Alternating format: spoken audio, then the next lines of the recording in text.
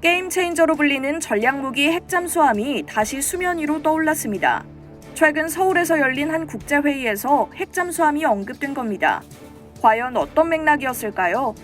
그리고 앞으로 우리가 핵잠수함을 갖게 될 가능성이 있을까요? 지난 12일 열린 미 브루킹스 연구소와 한국국가전력연구원이 공동 주최한 외교안보 토론회에선 한국의 핵무장에 대한 의견이 오갔습니다. 비공개 회의였지만 조선일보 보도에 따르면 한국 측 인사들은 핵무장 필요성을 역설했고 미국 측은 부작용을 우려하며 반대 의사를 표시했는데요.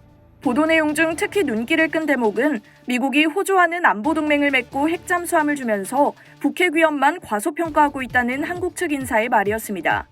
이는 2년 전 미국, 호주, 프랑스가 얽힌 핵잠수함 논란, 그리고 당시 한국의 은근한 기대감을 다시 떠올리게 했습니다.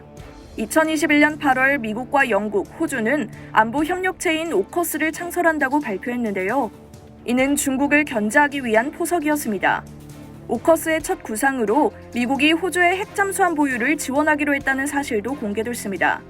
미국이 다른 나라의 핵잠수함 기술을 이전하는 것은 1958년 영국 이후 호주가 처음이라 세계 각국이 큰 관심을 가졌는데요. 이 소식에 즉각 분통을 터뜨린 나라가 있었습니다.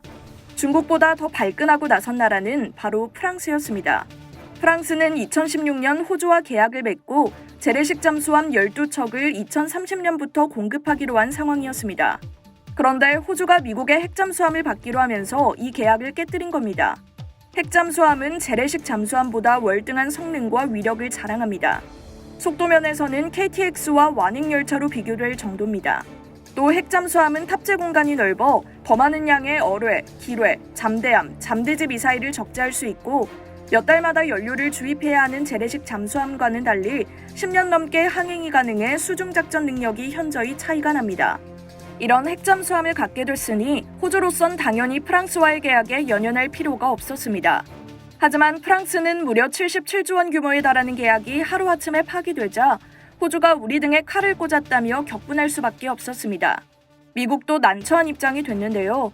조 바이든 대통령은 에마뉴엘 마크롱 프랑스 대통령을 만나 우리가 어설프게 일을 처리했다고 사과하며 프랑스는 소중한 파트너라고 적극적인 달래기에 나서며 진땀을 흘렸습니다. 이런 국제적 파장 와중에 한국은 은근한 기대를 품었습니다. 미국이 중국을 겨냥해 호주의 핵잠수함을 지원하는 것처럼 중국과 북한을 견제하기 위해 동맹국인 한국에도 핵잠수함 기술을 이전해 줄 수 있다는 희망 섞인 전망이 나왔습니다. 이날 토론회의 호주 핵잠수함 관련 발언도 이런 맥락인 겁니다. 최근 윤석열 대통령이 자체 핵무장 가능성을 언급하자 미국 국방부는 미국의 정책은 여전히 한반도의 완전한 비핵화에 초점이 맞춰져 있다고 반대의 뜻을 분명히 했습니다. 하지만 여태껏 의지조차 표명하지 않았던 우리 최고 수뇌부가 굳은 각오를 보인 마당에 동맹국 미국의 태도에 어떤 변화의 조짐이 있을지 지켜봐야 하겠습니다. 이상 K디펜스였습니다.